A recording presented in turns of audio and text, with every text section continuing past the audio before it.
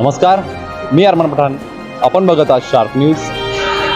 आपलं शहर, आपलं गाव, आपली बातमी आपल्यापर्यंत पोहोचवण्यासाठी शार्प न्यूजची टीम नेहमीच कार्य करत असते.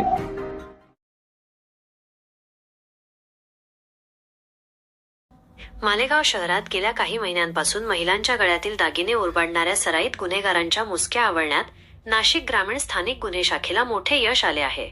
या कारवाईमुळे मालेगाव शहर आणि परिसरातील चेन स्नॅचिंगचे तब्बल 10 गुन्हे उघडकीस आले असून एका आंतरराज्यीय टोळीचा पर्दाफाश झाला आहे. अशी झाली कारवाई. 1 एप्रिल 2026 रोजी सटाणा नाका परिसरात एका महिलेची 3 तोळ्यांची सोन्याची पोत दुचाकीवरून आलेल्या चोरट्यांनी लंपास केली होती.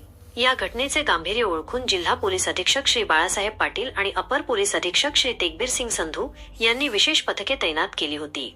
तांत्रिक विश्लेषण आणि सीसीटीव्ही फुटेजच्या आधारे तपासाची चक्रे फिरवत पोलिसांनी थेट कर्नाटक राज्यातील बीदर गाठले. तेथील इराणी मोहल्ल्यात 5 दिवस पाळत ठेवून मुख्य आरोपी मुस्तफा अली इसा अली वय 20 रा भुसावळ हलिमू बीदर याला ताब्यात घेतले. 10 गुन्ह्यांची कबुली. पोलिसी खाक्या दाखवताच आरोपीने मालेगाव शहर, कॅम्प परिसर आणि येवला येथील 10 गुन्ह्यांची कबुली दिली. या गुन्ह्यांमध्ये त्याच्यासोबत सादिक अली, इबादत अली, भोला सज्जाद अली, अब्बास अली आणि अन्य साथीदारांचा समावेश होता.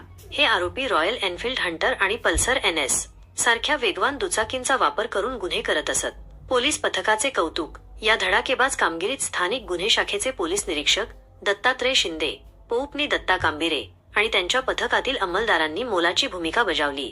या कारवाईमुळे नागरिक, विशेषतः महिला वर्गातून समाधान व्यक्त होत आहे. सध्या पोलीस इतर आरोपींचा शोध घेत असून अधिक गुन्हे उघड होण्याची शक्यता वर्तवली जात आहे.